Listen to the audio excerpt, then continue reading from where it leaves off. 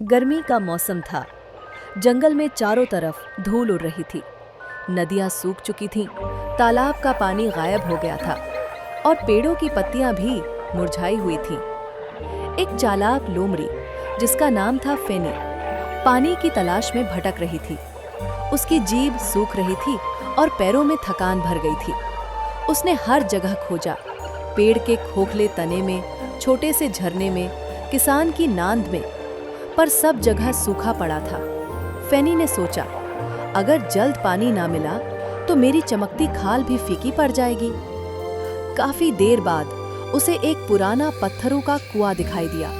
उस पर काई और बेलें चरी थीं। ऊपर चिड़िया बैठी चहचहा रही थी। लोमड़ी ने सोचा, चिड़िया यहाँ है तो पानी जरूर होगा।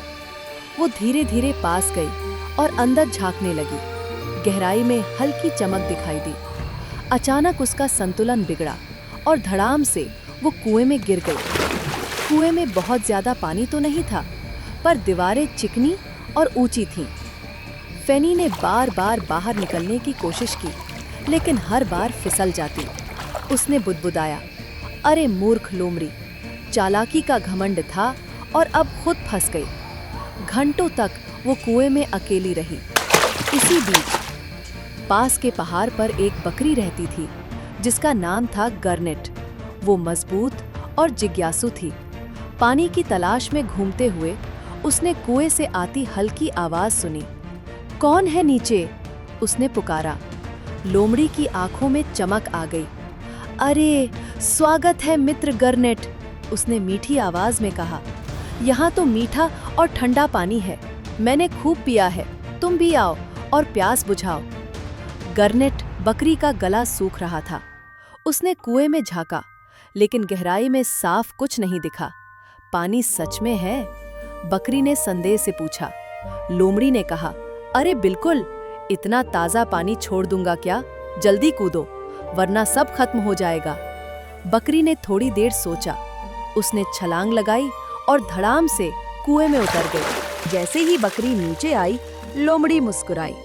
वाह, बिल्कुल सही, अब तुम स्थिर खड़ी रहो। इससे पहले कि बकरी कुछ समझ पाती, लोमड़ी उसकी पीठ पर चढ़ गई और छलांग लगाकर कुएं से बाहर निकल गई। धन्यवाद मित्र, लोमड़ी बोली, तुमने तो बड़ी मदद कर दी। और मैं? बकरी चिल्लाई, मैं कैसे बाहर आऊंगी?